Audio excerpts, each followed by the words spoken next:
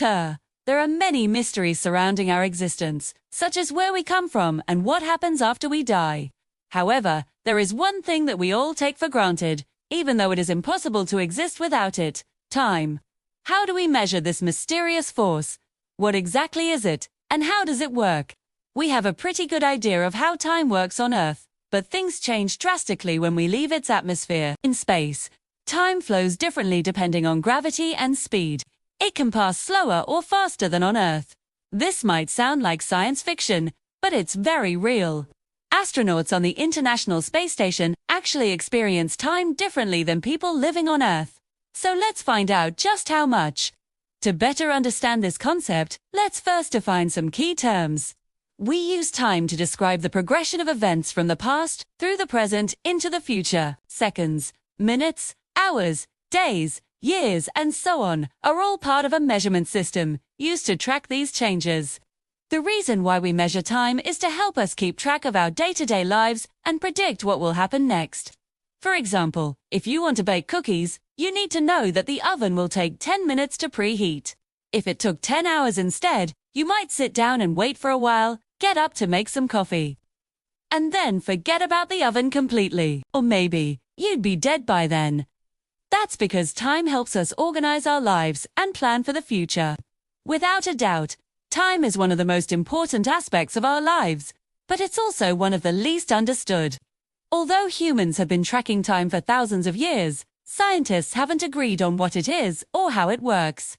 Some believe that time is a tick-tock on a cosmic clock, moving forward relentlessly and affecting everything. Others think that it's an illusion, a trick of our minds. There's also the theory that time is a dimension, just like space is, and that it can be warped by gravity and speed. In fact, Einstein taught us that time is absolute, and that it can flow at different speeds for observers who are in different places or moving at different speeds relative to each other. A great example of this is a clock on a fast-moving spaceship.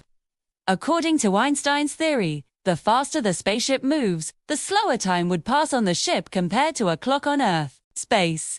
When the spaceship eventually returns to Earth, the astronauts would have aged less than the people who stayed behind. This phenomenon is known as time dilation, and it has been proven by experiments, including those conducted on the International Space Station. However, time dilation isn't the only factor affecting time in space. Gravity also plays a major role. Remember that time is affected by both speed and gravity, according to Einstein's theories. This means that clocks close to massive objects like black holes will tick more slowly than those farther away. That's because near a black hole, both gravity and speed play their part in slowing time down. To be more precise, the closer you get to a black hole, the slower time goes by. So if you were to approach a black hole, you would notice that your clock was ticking slower than those who are far away from it. This effect is known as gravitational time dilation, and it's caused by the warping of space-time around massive objects. The stronger the gravity, the slower time passes. This means that if you were to spend some time near a black hole, you could return to Earth and find that less time had passed for you than for everyone else. Now here's where things get really interesting. The International Space Station is actually orbiting Earth at a high speed, which makes time pass more slowly on the station than on the ground. At the same time, the ISS is also slightly closer to the center of the Earth than we are, which makes time pass more quickly on the station. These two effects cancel each other out, meaning that time passes at almost exactly the same rate on the station as it does on the ground. However, it's not quite the same. Scientists have actually measured the difference and found that time passes about 1 second slower on the station than it does on the ground. So if you were to spend a year on the International Space Station, you would come back to Earth and find that you were 1 second younger than someone who stayed on the ground. Of course, this is a tiny difference and wouldn't be noticeable unless you had a very precise clock, but it's still a fascinating demonstration of the effects of time dilation and gravitational time dilation. Another interesting thing to consider is that the astronauts on the ISS are moving very fast, about 17,500 miles per hour.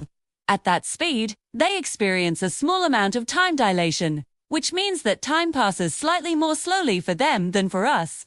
However, The effect is so small that it's not noticeable. The ISS is also about 340 miles above Earth's surface, which makes it slightly closer to the center of the Earth than we are. As a result, the astronauts on board experience a small amount of gravitational time dilation, which means that time passes slightly faster for them than for us. Luckily, the effect is also very small and not noticeable. When we talk about the ISS, we often focus on the fact that it's moving very fast, and that makes time pass a little slower for the astronauts than for people on the ground. But it's important to remember that the ISS is also slightly closer to the center of the Earth than we are, and that means that time passes a little faster for the astronauts than for people on the ground. These two effects cancel each other out, resulting in time passing at almost exactly the same rate on the ISS as it does on the ground. It's hard to believe, but this means that time passes 1 second slower on the ISS than on Earth. While this may not seem like a significant amount of time, it's enough to prove that time does indeed pass differently in space. As amazing as this may sound, it doesn't stop there. Time dilation can affect objects moving at any speed, not just those traveling at the speed of light. However, the faster an object moves, the greater the time dilation effect. For example, if you were to move at half the speed of light, time would pass twice as slow for you as it does for someone who is stationary. 2. If you were to travel at 99% of the speed of light, time would pass 7 times slower for you than for someone who is stationary. Keep in mind that the closer you get to the speed of light, the more mass an object has. This means that as you approach the speed of light, time will pass slower and slower for you, until it eventually stops completely. When you reach the speed of light, at this point, time would appear to be frozen for you, and everything around you would appear to be moving at an extremely slow pace. As you can see, time is a strange and complex phenomenon. It is affected by gravity and speed, and it can pass at different rates for observers who are in different places or moving at different speeds relative to each other. The effects of time dilation and gravitational time dilation have been proven by experiments, including those conducted on the International Space Station. While these effects are small, they are real and they demonstrate the bizarre nature of time. Overall, time is a fascinating aspect of our universe that continues to baffle scientists and researchers. While we may never fully understand it, exploring the mysteries of time helps us to appreciate the complexity and wonder of the universe we live in. Now you need to watch: is the universe infinite, or is there a limit? Science can't decide. Or check out: why is the sky blue? The answer will surprise you.